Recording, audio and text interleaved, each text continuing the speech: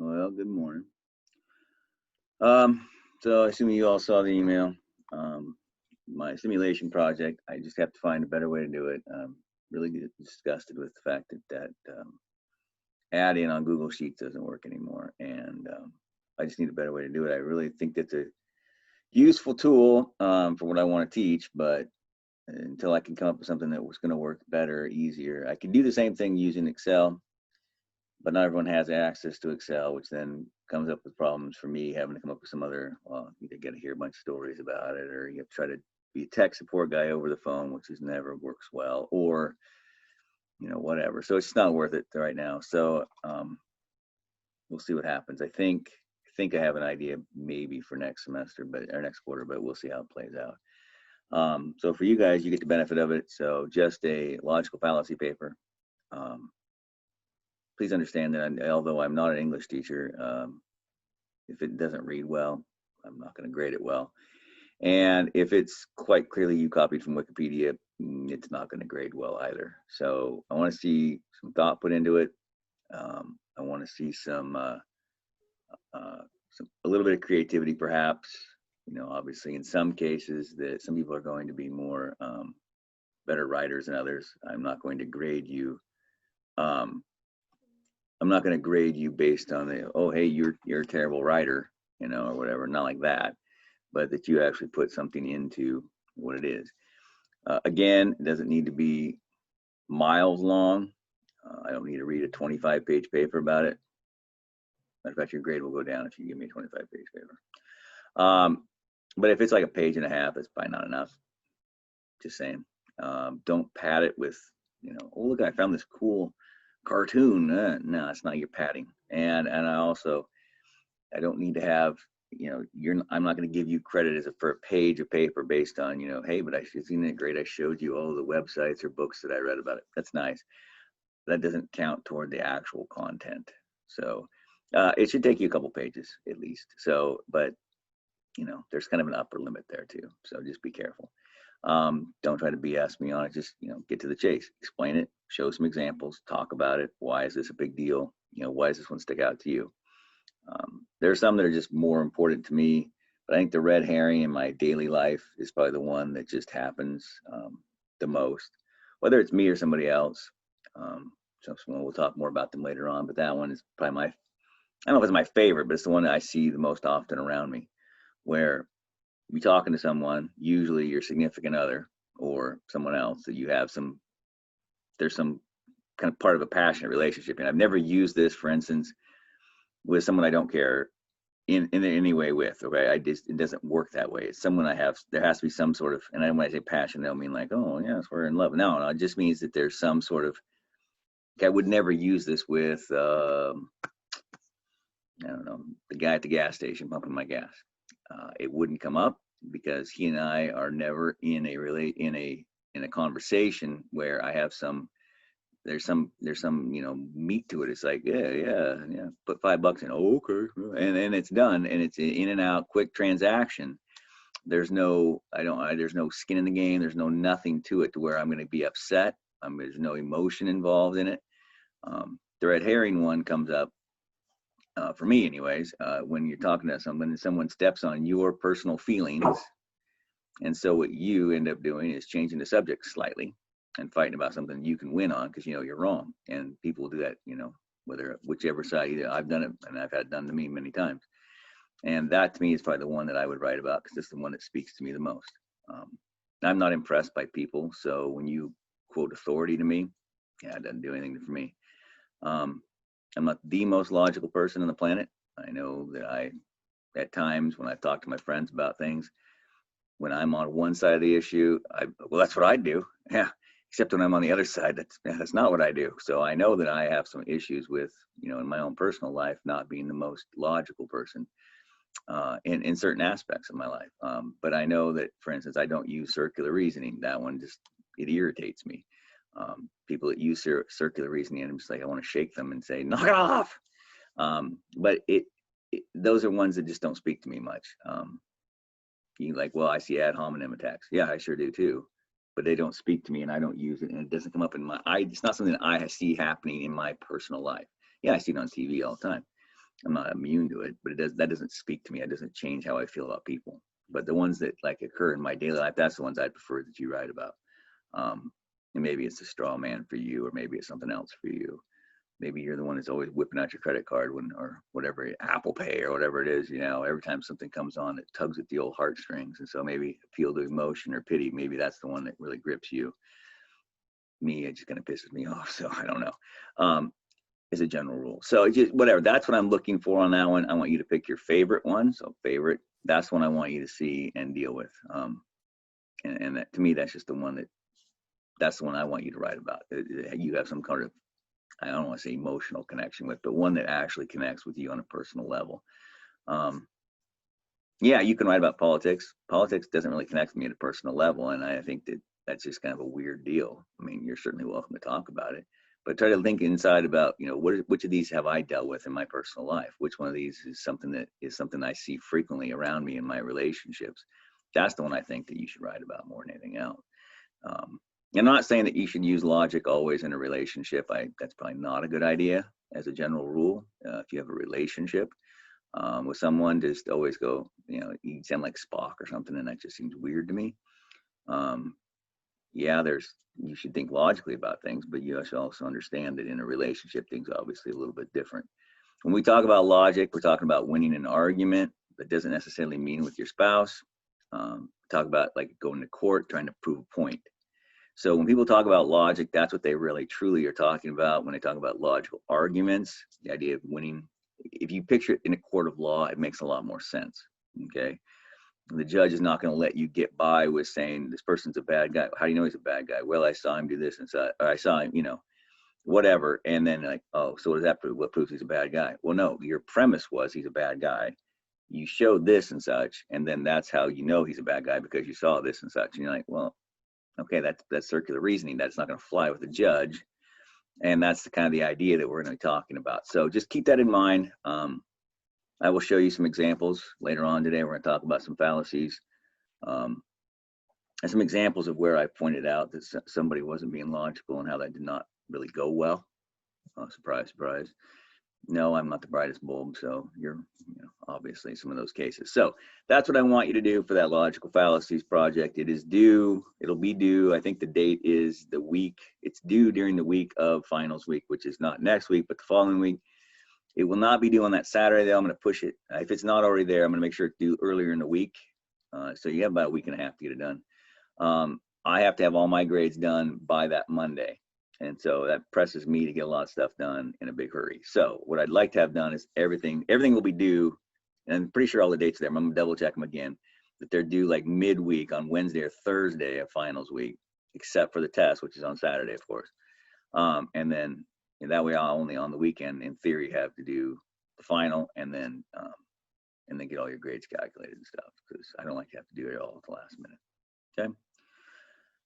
All right, so without further ado, today we're going to be talking about two main topics, and that is, first of all, we're talking about Venn diagrams, and then we'll go talk about logical fallacies, I guess, afterwards.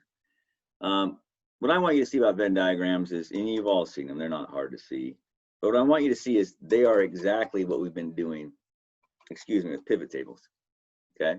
So here I've made this. I didn't make this. I went out and asked some people, hey man, what's your highest level? Oh, I went to some college. Cool, all right.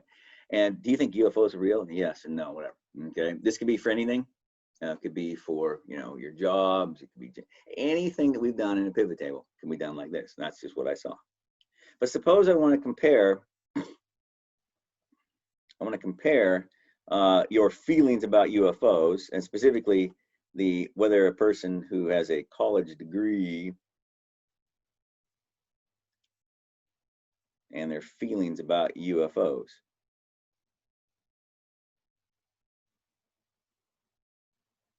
Okay, and so here is, well, everybody. So in probability, we would call this the sample space, but it's everybody as we see it now. This is everybody. If your Venn diagram doesn't have a box around it, you didn't do it right, okay? And so in here, we're talking about college degrees. So I better have a circle that includes college degrees. Okay. And in this circle, we know there are 38 people in this circle. I know that because there are 38 people in this line across here. Okay. Now, that does not mean that they're all in the same part of the circle, but they are all in that circle. Okay. And then let's look at, I'm going to draw this one. Let's say UFOs are real, man. Now, I could have done it with not real, but I'm going to go with real this time, I guess. Cool. And I know that in this circle, okay, there are 62 people that believe that UFOs are real. That's awesome. In this whole circle. The problem is that there is some overlap.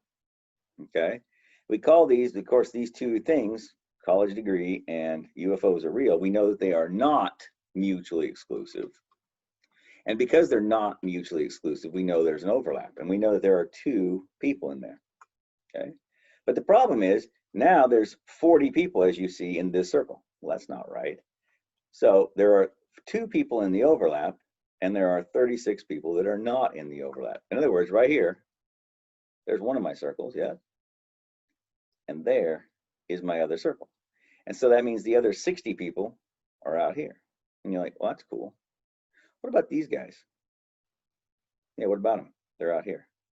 What are they? They're not people with college degrees, and they're people who believe that UFOs are not real. That's who they are. And it's an and situation. They both do not have a college degree, and they do not believe that UFOs are real. Now, the reason I like to put off, well, there's two reasons. I don't personally think that a Venn diagram is any more useful to me than a pivot table, okay? Because if I have the pivot table, all right, then what I'm looking at is I just look at this pivot table and I go, oh, yeah, all the information I need is right in this pivot table. I'm not stupid.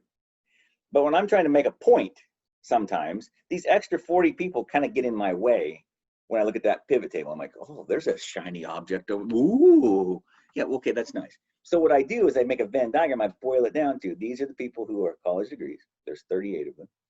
And here are the UFOs are real people. Ooh, look at that. And so what do you see? Well, you say, well, interesting. Oh, and it's great. So what do I know here? I know that 2 out of 38 people who have college degrees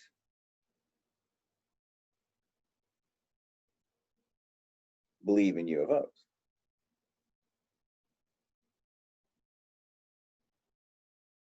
Okay. Or another way of saying that, the probability that I believe in a UFO, given college degree, because that's what it is. It is a conditional probability, is equal to 2 out of 38. Okay. And so when you look at that, okay, or another way of saying that would be, or a different way of saying that would be this: 2 out of 62 people, all right? This is the probability that you believe UFOs are real, given, I'm sorry, try to back it up, Jay, that you have a college degree, given you believe UFOs are real. UFOs are real. That is your belief, okay? And the idea behind this is to show people quickly what you're trying to point out. Hey, there is a relationship here. Like, people who have college degrees tend to not believe in them. Again, I just made that up. I don't know if that's true or not.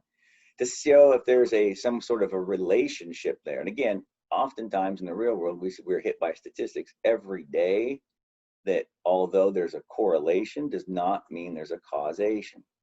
Okay, it's huge in the world right now. If you open your eyes and read the newspapers, I'm not going to go into them. I don't need to have a meeting, because no matter what I say in a certain regard, people are like, oh, I'm offended by that. I'm offended by that. Yeah. So just read the newspapers, read the TV. You'll see them around. Okay. People will try to find causation, even though there may or may not be causation, because they see a correlation somewhere. Okay. But that is the whole point of a Venn diagram, is to show correlation, and oftentimes to imply a causational sort of thing. Okay. And again, just to see where these things land. One that came up some years ago, and it still cracks me up to this day.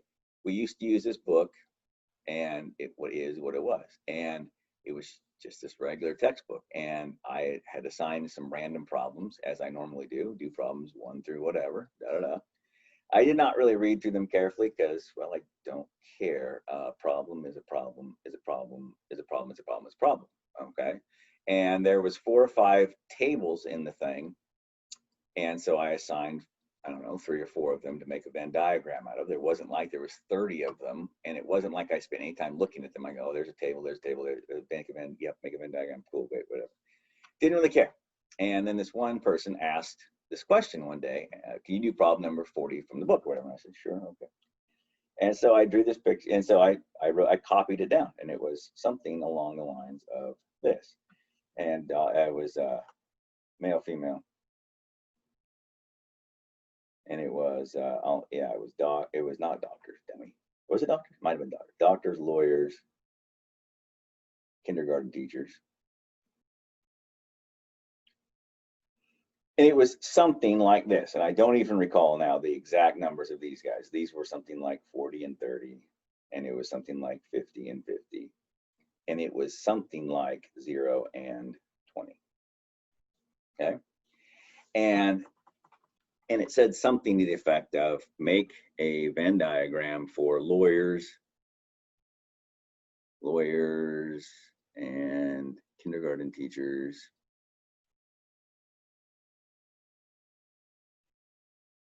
and women. I said, all right, cool. And she had a hard time with it from the standpoint of she didn't know what to do with the kindergarten teachers. And I said, all right, let's take a look. Here's female, cool. We know that in the female bucket, there's 100 people in there total, right? And so the question then is, oh, all right, cool. All right, so let's see, kindergarten teachers. Oh, where does kindergarten go? Oh, it goes in here. How do I know that? Because it's, what we call this in math, we call this a fully contained subset. In other words, there are every kindergarten teacher in this data table out of a whopping 20 people, for God's sakes. Nice sample size there, by the way, okay? Don't come talk to me about some anomaly when you talk to 20 people, okay? Come back and talk to me when you talk to 1,000 people. When you've talked to 10,000 people and you get some weird data, then come talk to me. Don't talk to me when you've talked to 20 people. I talked to 20 people and I found this. That's nice. That's nice. I rolled the dice 20 times. I never once got a 6. That means the dice is bad. No, it sure doesn't. I should have got 3 6s out of 20, roughly, but I didn't get any. Yeah, is that weird? Not really. A little odd, perhaps? Maybe it's a little odd. Is it weird? Yeah, not even close to weird. Okay, so don't talk to me about a tiny sample size. Okay, come back to me if you've taken a large sample size, randomly selected sample size, and you see something happening. Then we'll chat. Okay. Anyway, but whatever. I digress. And then, of course, lawyer was something like this. Whoop. And as you know, lawyer intersects female, because check it out. There it is. And we've got a bubble like so. We've got a bubble like so. Oh, that's cool. How many people are in this part of the bubble here? 50. Interesting. Wait a minute. That means that there are 30 that are just here. That's right. Check it out. 30 plus 50 plus 20 is 100. There's still 100 women in their bubble there. That's right. And these are lawyers. The rest of the lawyers then are obviously these 50 male. All right. And then who's not accounted for? Well, there's 1, 2, 3, 4, 5, 6 numbers up here. Yes. By my count, there's 1, 2, 3, 4 numbers so far accounted for here, right? Actually 5, because the 0 is accounted for as well. Yes. In kindergarten right there. Okay. That is only one people group who's not been accounted for so far. And that is these guys. That is the doctors, the male doctors that were not accounted for. They're everybody else, though, in this particular case. Okay. And so we drew this picture. I said, do you understand it, Ashley?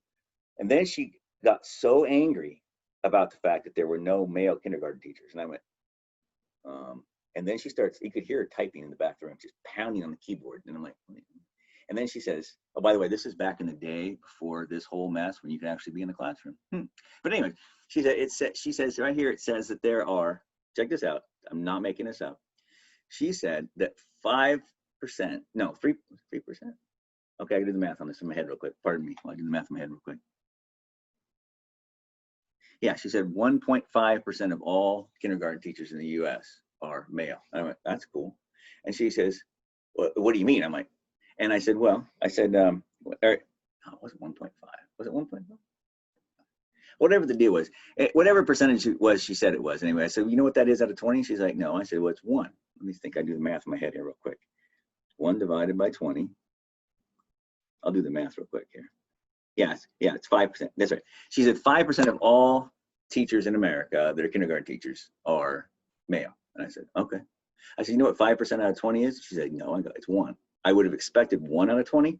I got 0 out of 20. That doesn't really shock me. You with me? Again, what comes that comes down to is sample size. Okay. If I'd have taken 1,000 teachers, 5% of 1,000 is 50.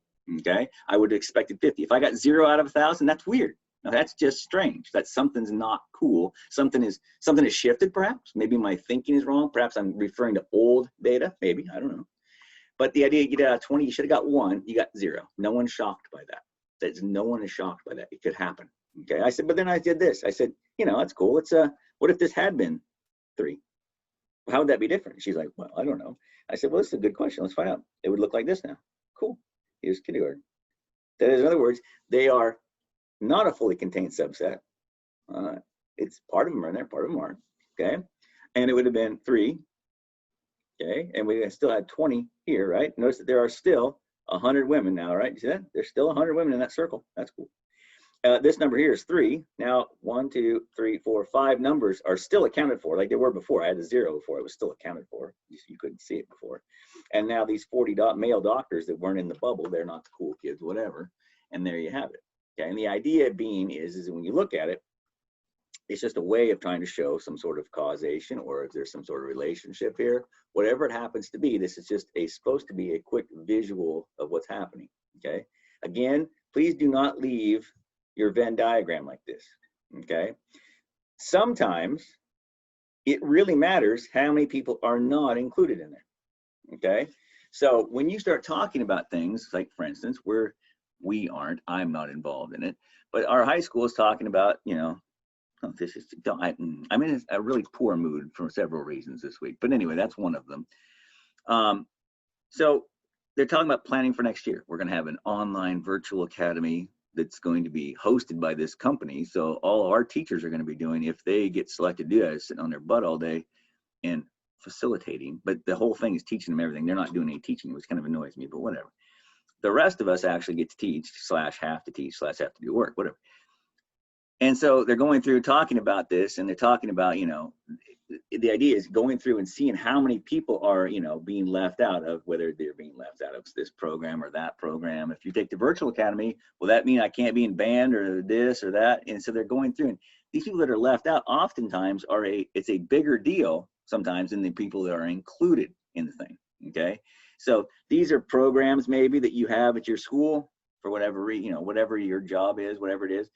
And then these people are the ones that are left out. Oftentimes those are more important. So make sure that you include your box around the whole thing and make sure that everyone is accounted for. Okay. Now there's one on the review. I think it's this one here. It talked about, I'm trying to dry it out of my memory. And it was something to the effect of, we talked to people who have gaming consoles. All right. So like I'm dating myself, I know. But you got the current version of Xbox, the current version of PSP, PlayStation, whatever that thing is, and you got the current version of, or not current, but the Wii or something, right? And I suppose person could have, is there any reason you couldn't have all 3? No, I suppose you could have all 3. And the PlayStation and the Xbox, whatever. Oh, gee, that was so 2 years ago. I know, whatever.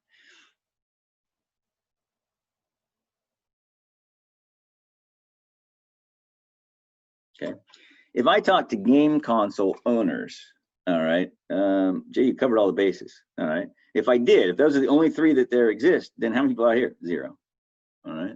But if I only talk to those people, but they're like, well, you forgot about the random ones, then the random ones out here, these people out here, what do you know about them? They don't own Xbox or PlayStation or Wii. Okay, but again, if I talk to everybody and they all own one of those 3, then there'd be 0 out there. And that's quite possible, but still include the box around it in either case.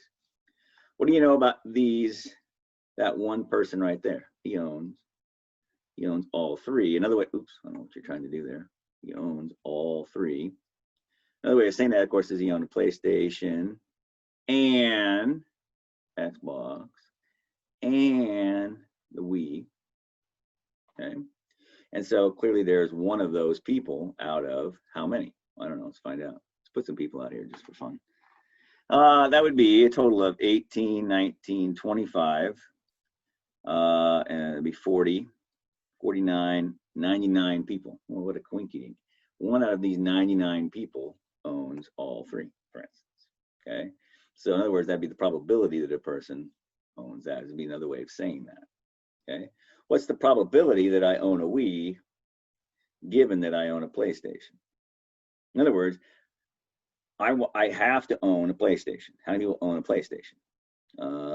That's 15, 16, 20 people own a PlayStation, I believe. Yeah.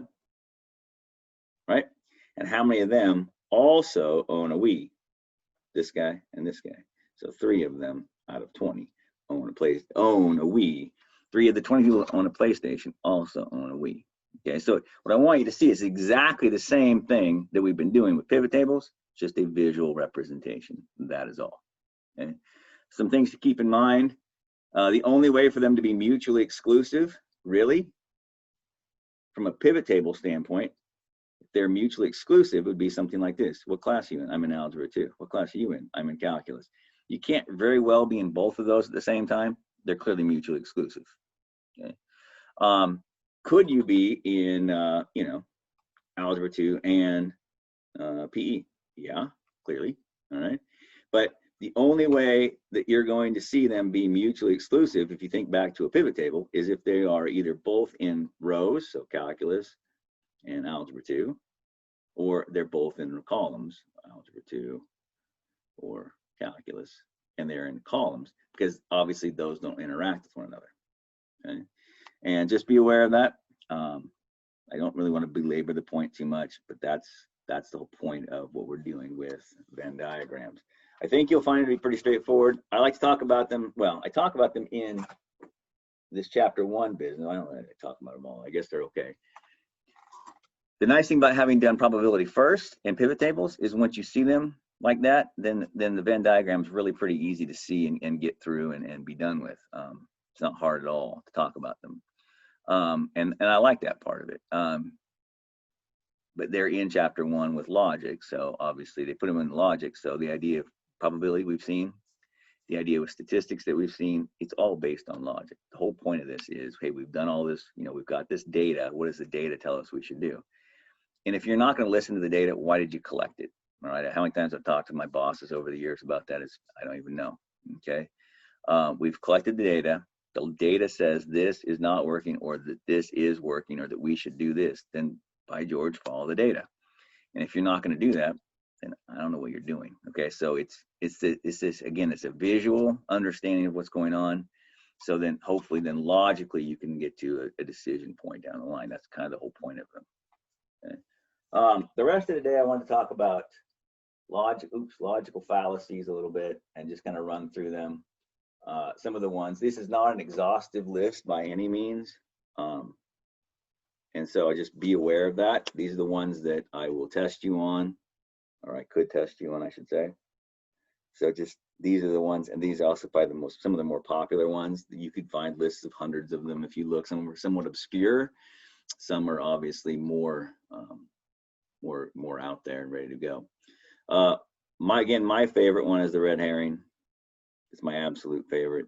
Not so much because I like it, but I do use it myself, unfortunately.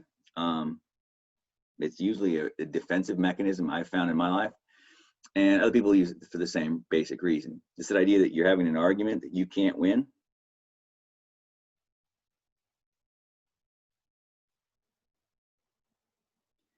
And you change the subject. That's the gist of it. Okay. The idea is that we basically change the subject to one you can win. And you'll know this has happened to you when you've been having a conversation, usually with your husband or wife, girlfriend, boyfriend, what have you. And the next thing you know, and sometimes it doesn't occur to me until 2 or 3 days later, wait a minute, we had this fight the other night, and dadgummit, we started fighting about this. When we got done, we were fighting about something else. Okay. Sometimes it happens in the middle. You're like, wait a minute, we were talking about this. How did we get talking about this? And if you're the one that's pissed off about it, it's because someone else used the red herring on you. And if they say, wait a minute, don't try to change the subject to me, clearly you're the one who's trying to do it. okay? But you know you can't win the argument, okay? Whatever it happens to be, whether it's the toilet seat issue, whether it's you know, whatever it happens to be, you know they've got you dead to rights, or you've got them dead to rights, and what they do is subtly change the topic on you, or I've done it again myself. Word of caution, don't try to tell someone that they're being illogical when this happens. You can just say, don't change the subject, all right? This happened, I've read this in relationships books, but I remember years ago, someone gave us a relationship book, whatever, and one of the things in there was fight about what you're fighting about. In other words, don't try to change the subject, okay? So have a discussion, whatever. Don't try to tweak it to win an argument, because all you'd be doing is winning an argument that wasn't what we were talking about, okay? The idea here is if we're having a discussion, one of us is right, one of us is wrong, perhaps. And so we need to figure out that and come to a conclusion on that, whatever. The idea that if you change the subject is you want to win, but you're not really winning the argument, you're winning an argument, okay? In other words, you're concerned with winning as opposed to doing it, okay? Once you see this in a relationship, you can't unsee it. But again, don't come off like you're high and mighty and like you've never done it, because let's be honest, we all do, okay? Probably my second favorite one that goes right there with it is the straw man, okay? So this is where you take someone's words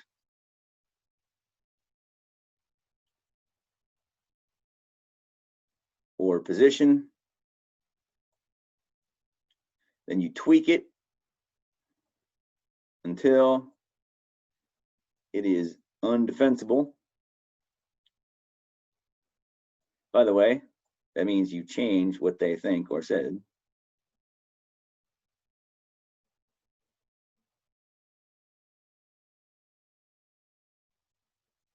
And then you bash that.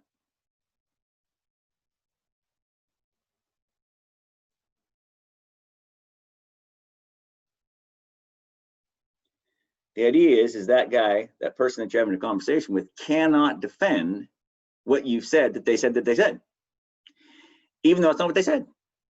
And so when you are having this discussion, and this happens, of course, in politics, but again, let's keep it real. Let's keep it in your personal relationships.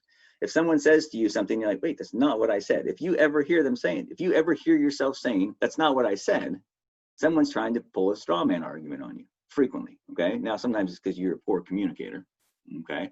And so sometimes you'll say, well, that's not what I meant. This is what I'm saying. Oh, okay, yeah. But if you are very clear in what you said, and then you explain yourself again, and they kind of keep bashing on that, it's quite clear that one or the, either it's you or somebody else is doing this to you, is they're taking your words, twisting it to where it's completely indefensible. It's not what I said. And then you beat the crap out of it. It's called beating up on a straw man, okay? Because obviously a straw man cannot defend itself, okay? Again, happens a lot in politics because someone will take someone's words, twist it, and then they'll beat up on that. And of course, if the person's not there having the discussion to like sort it out, then it's really beating up on the straw man, because obviously that position is ludicrous, but it's not what the person said to start with, okay? So this one's a classic. These two, I think, go hand in hand in personal relationships. It happens fairly frequently. Just be aware of it. It happens. The next one, you see it on Twitter. You see it in politics. If you have a relationship where you're using ad hominem, I cannot spell the dumb word. Let me try to spell it right. H-O-M-I-N-E-M. I think that's how it is. Anyways, this is personal attacks. So where you attack the person, not their policies, not what they said. You just say the person's a bad person, okay? And it happens on Twitter all the time. It happens in politics all the time by both parties. Don't get high and mighty regardless of which side you're on. It's in both sides. That's enough said. It's a personal attack. So you don't attack what they said. Don't attack their position necessarily. You attack them. And if you can show that they are bad, the idea being if you show they are bad,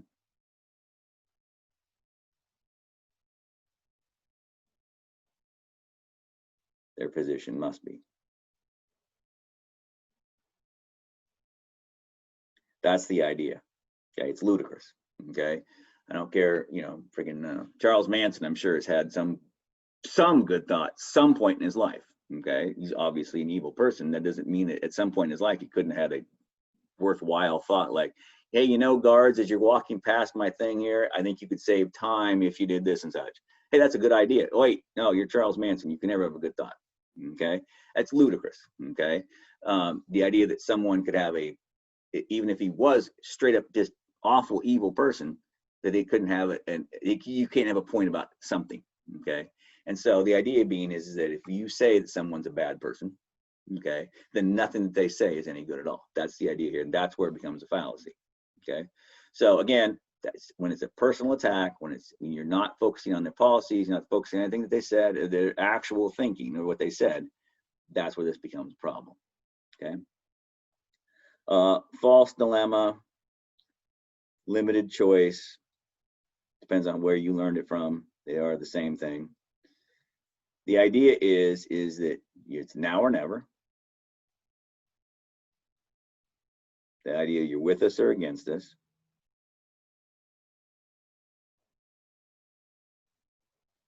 Choose a side. Okay. They're false dichotomy, sometimes referred to there. Clearly, this is huge when it comes to selling cars, selling anything. Oh, you got to hurry, got to be done today, or else you're gonna miss out. Okay. Whenever I get pressure like that, I just go, well, cool, I'm walking away. Okay. Yeah, kind of. Yeah, it does, Jeremy. And so, yeah, it's when you look at these deals, that's huge. Clearly, when you start talking about if you breaking up somebody, and then they try to you break up someone, and then one you or the other person says to one of your friends, listen, you're gonna like her, you're gonna like me. Okay, pick a side. Well, that's kind of weird, dude. I don't know. We need to pick sides in some cases, right? Sometimes there are right and wrong. Sometimes there is only two sides. You got to pick one. All right. But sometimes that's not even true at all. Okay. So just be aware of that. But again, this is classic when it comes to sales techniques. The idea that it must be done now or it's going to go away. You'll never have this again, whatever. Even though we all know that stupid thing's going to be on sale again next week. Or we've seen it been advertised in the paper for 7 months now. It's not going to sell tomorrow, for crying out loud. Okay. So just be aware of that. That's where the problem lies, is the fact that there's not that there isn't sometimes a dichotomy. Sometimes there is choices where you must pick a side, right or left, go, whatever.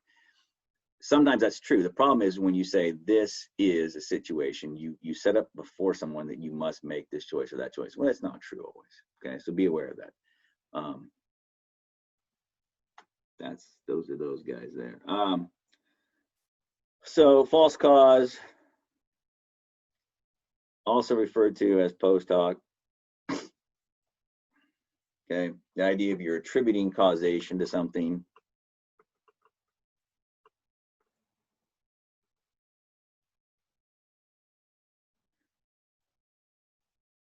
Just because something happened.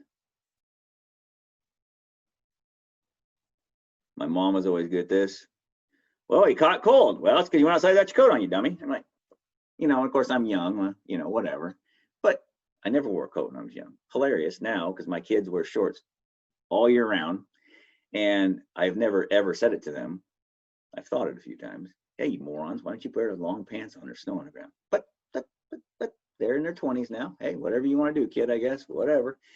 But when I was a kid, I probably would have done the same thing if my mom hadn't packed all of her shorts away in the wintertime, but no, I would run outside frequently in the short sleeves, and she'd, if I ever caught a cold or something, boy, I get to hear about it because you went outside without a coat on. It had nothing to do with it. Okay, I caught a cold virus. That's how it goes. All right.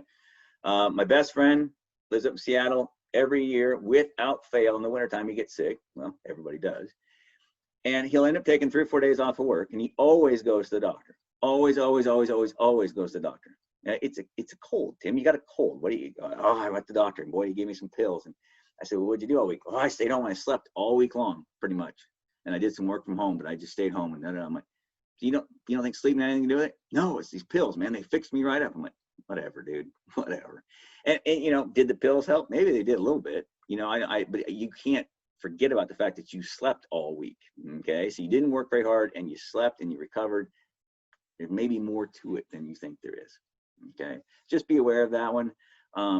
Post-hoc, there's supposed to be discussion, although I don't see anybody respond to it yet, so it may not be open yet. So I'm gonna check that right after class. Make sure you respond to that. There's in that How to Lie with Me, the statistics book. There's a little paragraph. There's a page, or there's a little chapter on that, 4 or 5 pages. Again, that's one of my favorite ones.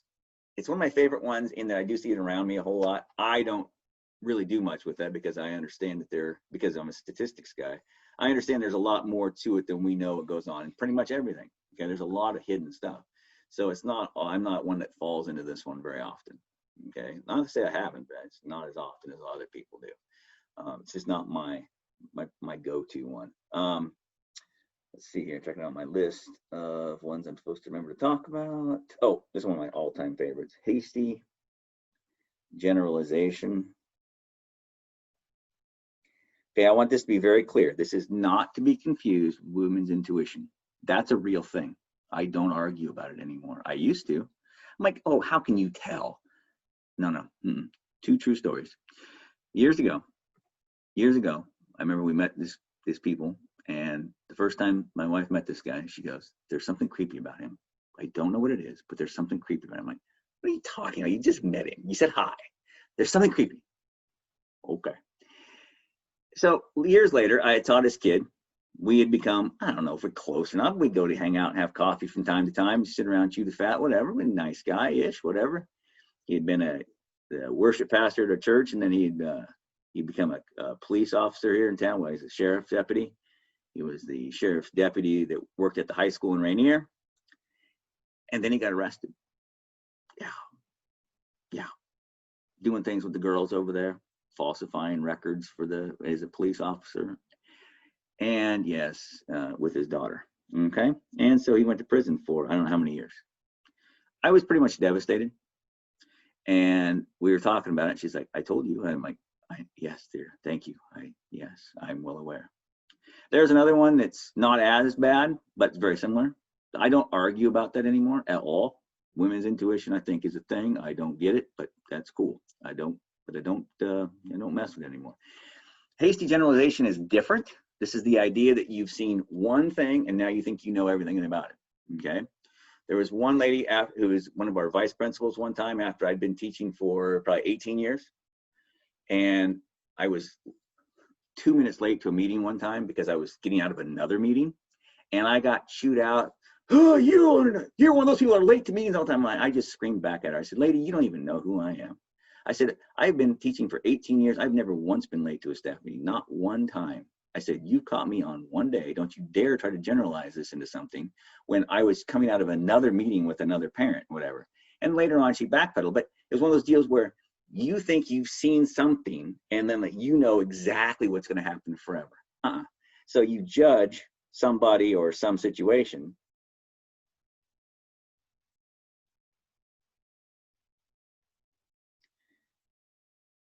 based on, learn how to spell stupid, one or a few experiences. Okay. I remember I bought a set of tires once. It was 20 odd years ago. It was the hand coupe tires had just come to the United States. They were just the thing, and I was desperate. Well, I was desperate. I didn't have a lot of money back then, first year or two teaching. And so I said, all right, I'll try these tires. They were horrible. 3 out of the 4 of them separated. They were terrible tires, awful tires. And now everybody that I know, everybody that you've been around, everybody uses them. They are like, I'm pretty sure Ford uses them as their stock tire, and some of their cars and trucks come out now. They're obviously a quality tire now. All right. Clearly, I would be an idiot to just walk away from that and go, well, I'll never own a hand coupe. That's what I said for quite a while, right? By the way, not that I don't fall into these things, but the difference is I spent quite a bit of money and I was not happy with my product. That's the difference from it. Okay. But again, I had one set of them. Okay. Now, that would be kind of illogical on my point to think that they're completely the same cars they're the same tires as they used to be. Hyundai cars, another one. 1988, I was a freshman in college down in California, and my cousin and I drove home, and he had just bought I guess an 87 or something. Maybe the first year or two Hyundai was in the United States. I'd never even heard of the blame thing. I'm like, it's a Hyundai, what? And we drove it home to Washington. It's like a year old. The speedometer quit on us about 100 miles into our journey from San Diego home. So I just drove with it pegged at about $5,000 or whatever, and just flying down the highway, right? And we get home, and then we turn around and come back. It was Easter Sunday morning, about 2 a.m., just outside of Bakersfield. The thing just quit running, and it died. And I said to him, I said, why would you buy some cheesy thing like this? Now, having worked on quite a few Hyundais, they're actually really good now. So the idea that I would judge something that happened that many years ago based on one car experience, that's a hasty generalization, in my opinion. Okay. Again, not that I want to go buy one necessarily. I wouldn't have bought one again. I mean, I wouldn't have bought one for sure, until maybe now, because that's a lot of money to spend on something that, obviously you saw something that went wrong. My in-laws are terrible this way. They bought one Chevy car years ago, and they will never speak about the General Motors again. They will like drive around the General Motors dealership. I mean, it's bad. I mean, they're crazy. And I'm like, but whatever, right? For whatever reason, they had good luck with Toyotas. That's all they'll buy, and that's great, good for them. But it's just they're weird. Their idea of the GM, like the idea that GMs are all bad or whatever, right? It's an odd deal based on their one car that they'd had. This is one of my least favorites in terms of it annoys me. Appeal to emotion or appeal to pity, or to pity. Okay. The idea of this is that you're trying to pull on someone's heartstrings because you can't win logically.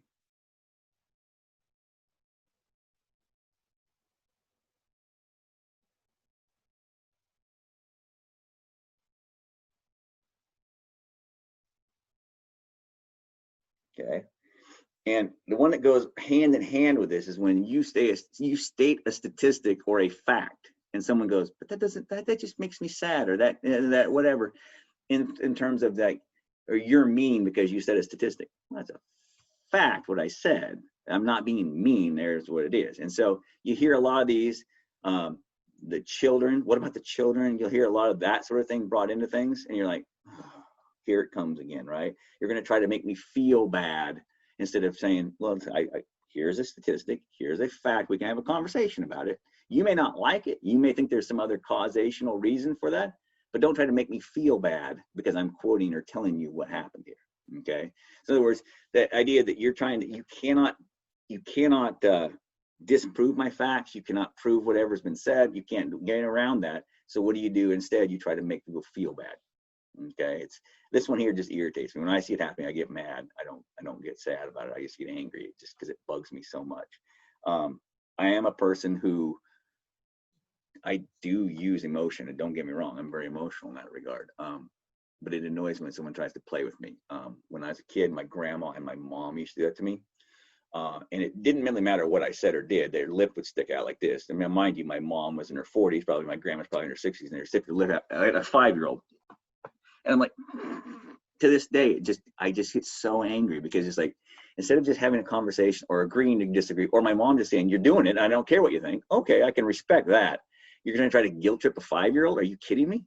And so, it's driving me nuts to this day. My mom still tries it once in a while, but she catches herself now because she knows I hate it. Just be aware of that one. Again, it's that idea that, don't get me wrong. There are things that are emotional. Yes, there are things that you must have some emotion. We're not frickin' Spock, okay? But if you're in a courtroom and you're trying to win a court case, again, this is where it's critical. And you're presenting facts and facts and facts, and then someone comes up here and says, "Well, yeah, but and and you're trying to be emotional about it." Okay, now in the sentencing phase, yes, of course, but to try to get someone off based on pity is something entirely different. Now you can appeal to some emotion, or you can appeal to some whatever. When it comes to the sentencing phase, maybe there should be some leniency or what have you. Okay, that's fine. But in terms of whether they're right or wrong, because again, that's what we're trying to show. Okay, are you guilty or you're not guilty? Because we're trying to win an argument again. You cannot win the argument based on emotion or pity. Now, again, you may lose. You were guilty. Okay, you're going to go to jail, or you're going to be punished in some fashion. Okay, that's fine. We can then have some emotion or some whatever in our sentencing stage. Okay, they see the difference there. So just be aware of that. Don't get all hung up on this. Some people get all like, does this mean, like, for instance, when you're talking about the poor starving children in Africa, we used to see those in the 80s and 90s. They always show those commercials and stuff. No, you are appealing to pity and emotion and stuff. That's true. But you're not totally trying to win an argument. You're trying to get me to open my wallet and pay. And it's a different story, okay? That also gets on my nerves a little bit, by the way. But, to try to guilt me into something. If you just show me something, I'm like, okay, cool, I'll pay, or I won't, or whatever. But that's not the same thing. Okay, we're not trying to say, yes, I understand. I can't win based on, can't dispute your facts, but I'm going to sit over here and have, you know, try to guilt trip you into something. That's where this thing becomes a problem. Okay. Where are we at here? Circular reasoning. Again, I don't use this one a lot in my daily life because I find that this one is one of the ones that when I hear people do it, I just kind of go, what? And I frequently, fortunately, maybe it's the people I hang out with, I don't know. I don't see this one a lot in my daily life, but you could see something like this. You could say something like smoking pot is bad because it's against the law, okay? Or you can say smoking pot is bad, and I know it's bad because it's against the law. Well, how do you know it's against the law? Because, or why is it against the law? Well, because it's bad. And that idea that you're assuming something and you're building a foundation. Like say you could take, here's the foundation of my argument, and here's my argument, and here's my other argument, and here's my penultimate argument, and what's it based on? So what does it prove? Well, it proves that the base was correct. It's just weird, okay? And again, I don't see a lot of this in my daily life. I don't see a lot of it in my daily life because most people I don't think use it that way, but where I do see it is in Excel. And so in Excel, for instance, let's say I had a list of numbers here. It doesn't really matter what they are. Okay, now if I just go equals average, you're like, oh, we've done that, Jay, that's easy, you're right, but watch what I do. Okay, now I'm gonna hit enter in a minute, but I want to take the average of the numbers B1 through B7.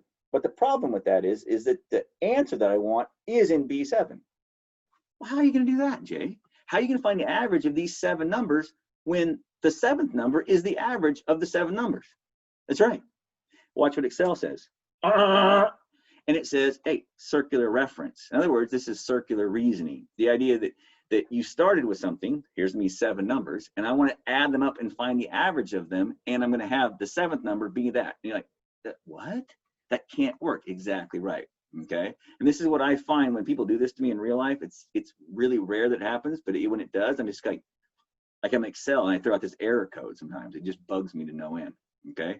Now, I don't do this very often in Excel, but once in a while I will have some reference where, you know, for whatever reason, because normally what happens is I will have changed something, and then I'll have made a spreadsheet, and then I'll go in and tweak something, and then I forgot that this was based on the cell that I'm changing, and then it gets weirded out. For instance, I could have done this equals, well, let's do this. So I don't know, 0.05 and 1200, whatever, don't care. And then over here, I could just go equals PV of the, and I'm just going to do this because I'm not going to drag it, so don't get all weirded out. I should name those, but I'm not going to drag it, so it doesn't matter. And then negative this guy. I'm like, oh, cool, I can borrow $227,000. Nice. But watch me do this. Equals PMT. Again, this is where it happens to me, is because I'll have had a spreadsheet, and then I'll tweak something, and I'll forget that the spreadsheet was set up one way, and then I'll tweak and go back the other way. Now look what's happening here. A1 was calculated using E1. That's how I found A1. Now I'm going to try to find E1 based on what's in A1. And it goes, Now this is another way of saying error, because the one is based on the other one's based on the previous one.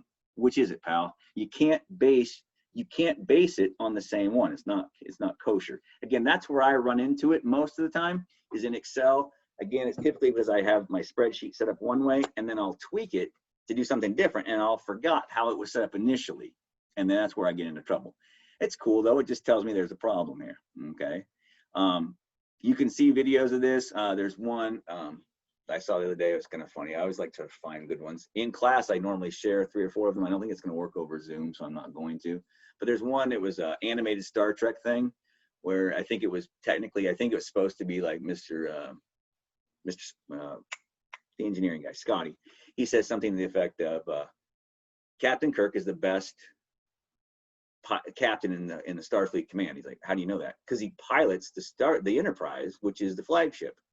And he's like, well, what does that prove? He's like, they only let the person the person captain the flagship if they're the best.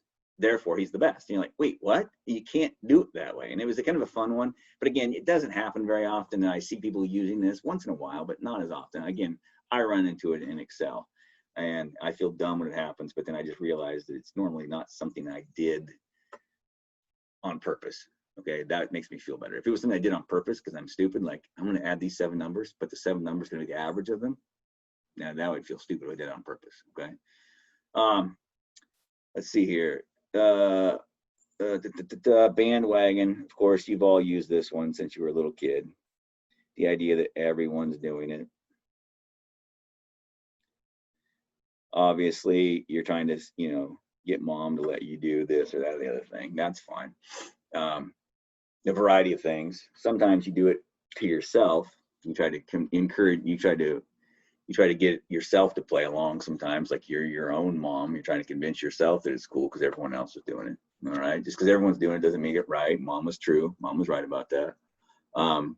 We see this all the time, though, right? And all of a sudden, whatever it happens to be, ooh, hard seltzer, everyone's drinking it or whatever, whatever it happens to be, that's the in thing of the moment, right? And then doesn't mean it's right or wrong, but that's sometimes why we jump in on some bandwagon premises. Oftentimes you'll see it's not a thing, but sometimes there's the opposite bandwagon. I am not on the bandwagon. Logical fallacy. Well, why aren't you doing this? Because everyone else is. That's why I'm not. All right. It's just as ridiculous in some respects. Why don't you drive a car? Because everyone else has one, man. Oh, okay, that's weird. But whatever. But sometimes there's some things like that. I'm kind of looking at it like, well, it feels just as weird from the other standpoint. I get it. You want to be different. All right, cool. There's a few more here. Appeal to authority is always a fun one. You actually see this a lot right now. Sometimes it's a false authority. Okay, there's a classic, one of my all-time favorites, Peyton Manning and Timberlake, and some of them guys. Was it Timberlake? I think it's Timberlake. Anyway, a couple of them guys. They're at a Sony commercial. They're in a Sony photograph picture commercial, Sony cameras commercial, and someone said something, and they asked Peyton, I guess it was, what do you know about cameras? And they're like, really? And because they're getting pictures taken of them every day, they are then an expert about cameras, and it's ludicrous. Okay. Sometimes it could be where, some doctor who is a specialist in, you can't see it anymore? I don't know. I'll try sharing again. Now, can you see it? Yay. Okay, cool. So, not that I'm writing much, all right, but appeal to authority. So sometimes, again, it's a false authority, or like it's a, presumed authority. Other times it might be you're quoting a doctor, but your doctor is, let's say a guy who works on a dermatologist or something, but you're asking him what he feels like or what he thinks about, immunizations or something that may or may not be his strong suit, may or may not be his specialty field. Okay. So the idea that you're asking, or you're not asking, you're referencing someone who has, and this is where the problem lies, authority on the matter. Again, it could be a false authority, and that's typically what it is. Someone like, Peyton Manning about cameras because he gets his picture taken. That's ludicrous. Or it could be a situation where you're quoting a doctor, but that doctor is, whatever it is, a dermatologist, and he's talking about, colorectal cancer or something. You're like, what does that got to do with anything? Well, he's a doctor. Kinda, yeah, but and other things right now, of course, there's a lot of, they quote Dr. Fauci all the time, but he's been quoted on, all sides of every topic too. So, whatever. So just be aware of that. Be aware of the idea that you appeal to someone higher up than you. Funniest one I ever saw of this was years ago. No, not that many years ago, 4 or 5 years ago. They were going to change the way we do grading at the high school, and they wanted us to be grade by proficiency, they said. So you're only going to get scores on the test. That's the only thing that's going to count. And we're like, that's stupid. You guys, the kids aren't going to do their math homework if they don't get graded on it, which I don't blame them. And as a result, their test scores are going to go down. Oh, now Jay, this is going to be great. And then of course it wasn't great. Big surprise. So of course Jay is one to go and I say, I told you so. And I did.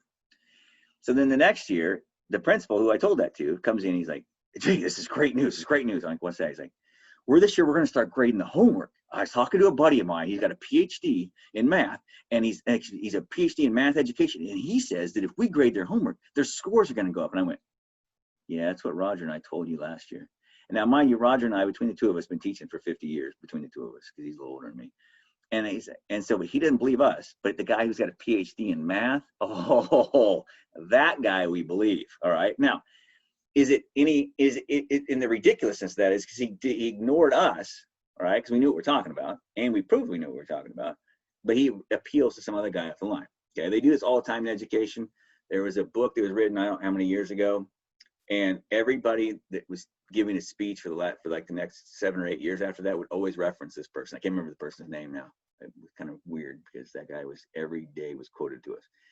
And you're like, but then it went away. And then there's a new book. And now, according to this book, we should do this and such. And then according to this guy who wrote this book, we should do this and such. The funny thing is that they all come and go. Why? Because they're all full of crap. Okay. When I was in college, we learned about this gal, Madeline Hunter, I think was her name. And we had to jump through all these hoops and this and that. Hunter, that doesn't sound right. Well, whatever her name was, I can't remember her name either. But guess what? That's just how you learned, because it was you show people how to do stuff, and then you give guided practice, you help them do it, and then they do independent practice, and then whatever the deal was, I still remember that. We had to do all these lesson plans. And then they did it on their own, and then they show them the test. Yeah, just like everywhere ever. Caveman, oh, make sure you have to kill a dinosaur. And then you show out there and but at some point you actually got to go kill the dinosaur, obviously. And honestly, on that deal, you don't get a redo. You don't get to redo it. Sorry, the dinosaur ate you. Try again. No, you're dead.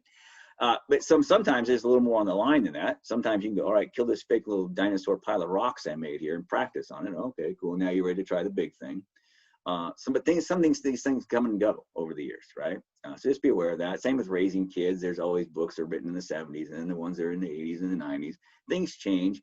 Some things don't really change though, right? And so just be aware of that. For a while they were quoting this guy, and then they're quoting that person, and they're quoting this. And just be aware of that. Who are they actually appealing to there? Do they actually know what they're talking about? A couple more.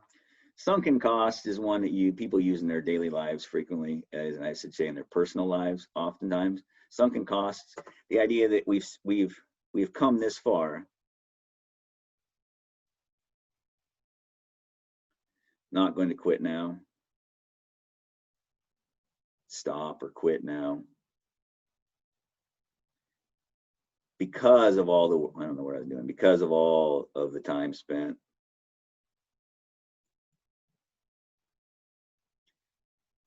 Okay, whether that's a money pit of a house, whether that's a bad relationship, whether that's a car that you can't let go of. Dude, it's costing you thousands of dollars. Yes, but it's this, you should probably stop at some point. But I spent all this time and money and effort and energy and whatever. Yeah, but at some point, maybe you gotta pull the plug on the car or the house or with whatever it happens to be, okay? Again, this is one that's kind of diabolical because it does happen in our daily lives, all right, in our personal lives. And this is why those other two that I mentioned earlier, the red herring and the straw man, really speak to me up close and personal, because it's in my daily personal life, not so much in my, I see it on the in my job, or I see it on, in politics or something like that. Yeah, don't really care about those things. That's not my personal life. This is something that, could affect someone's personal life. Just be aware of that. At some point, it's not doing you any good to keep spending money or time or energy or whatever on this particular certain thing. And where the logical fallacy piece of that is, well, I've already spent all this, I can't stop now. That's where the problem occurs, okay? Let's see what we got here. Here's one. This one I really cannot stand at all. I don't have a problem with sometimes when I hear it, but when I normally hear this one, appeal to ignorance, I normally hear this directed at people of faith, people that are religious, and it annoys me because what part of faith do you not understand? Okay, so typically it goes something like this from a quote unquote educated person, but typically someone who has some axe to grind about a religion of some sort or another will say, you can't prove there's a God. Okay, now the last time I heard someone say this to me, or well, to someone I was standing next to, I said, yeah, what part of faith don't you get, pal? I don't know. It's hard to grasp about that. If you could prove it, Really wouldn't be faith anymore, would it? They wouldn't call it a religious faith. They'd call it a religious, I don't know, science. I don't know what you'd call it, but it wouldn't be a faith. So I don't know what's so hard about that. But the idea here is because you can't prove it,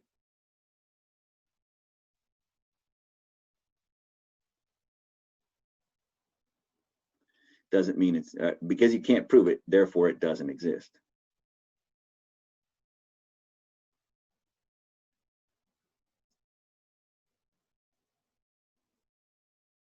So like UFOs, okay? You can't prove that there's UFOs, therefore they don't exist, okay? You've never seen one. No one's ever seen one, supposedly. Yeah, therefore you can't prove they exist, okay? You've never touched one in person. Oh, I saw a light in the sky. Sorry, pal, you can't prove it, doesn't exist, okay? Again, this one I hate it because it's typically it's always, every time I've ever seen it happen in real, that matters to me, okay? I've heard it done about UFOs and things like that, of course.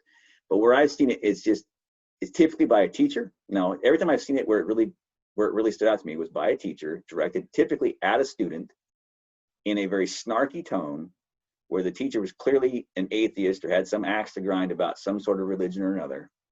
And the kid's trying to mind his own business, and the teacher's trying to make this giant deal about it. You can't prove there is a God.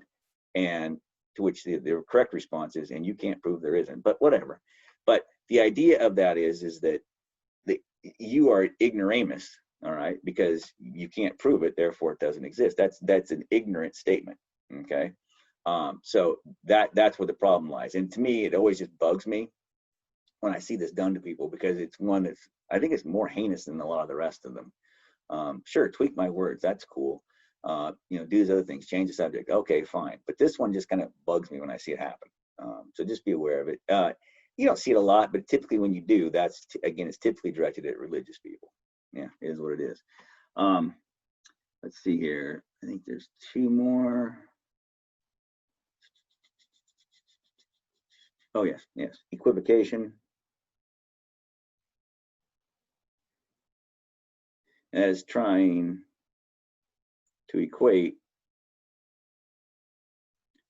two different things. Okay. This is happening every day in Portland as we speak. Okay. There are peaceful protests in Portland. There are also riots in Portland. That's fact. That's just fact. So when you look at that, and some people will say, okay, don't go to sleep. Thank you. Sorry, my computer's going to go to sleep. So when some people come on TV every night and go, listen, man, they're just all peaceful protests and it's all the same. No, they're not. That's wrong. And people go, look, it's completely a riot all the time. That's also wrong. It's also wrong. And you cannot say that burning down a police station or attempting to burn a police station down, people inside of it, is the same as these people over here who are praying and being, and just being patient and having a little candlelight vigil or whatever they're doing over here. They're not the same. They're not on equal footing, and try to equate them is wrong. It's logically not true. Okay. And why are people doing that? Well, obviously they're trying to win politically. That's why they do it. All right. And again, this is one of the times that happens once in a while. This is almost never do I see this in my personal life. Almost never. So this is just one. And again, maybe it's people I hang out with. I don't know what it is, but it's rare that I have rare to see this in my personal life, talking to somebody when they try to equal two things that are, wildly different or whatever. That's the same as what you did over there. Well, once in a while, I guess you could say that once in a while you get in an argument and say, this is no different than what you did. Okay, that is also equivocation.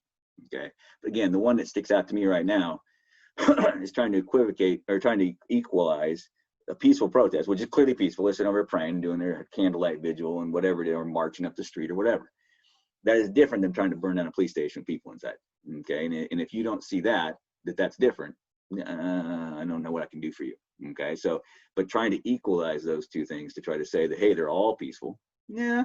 Or to say they're all right. No, and somewhere in between, of course, as usual, is where the right actual thing is. Okay. And the last one, I guess, I saved it for last because I guess I saved it for last, no particular reason. And again, this is not by any stretch of anybody's imagination a complete list. These are just some of the basic ones that I will test you on, as the idea of a slippery slope. All right. So because one thing happened, then this chain of events must happen.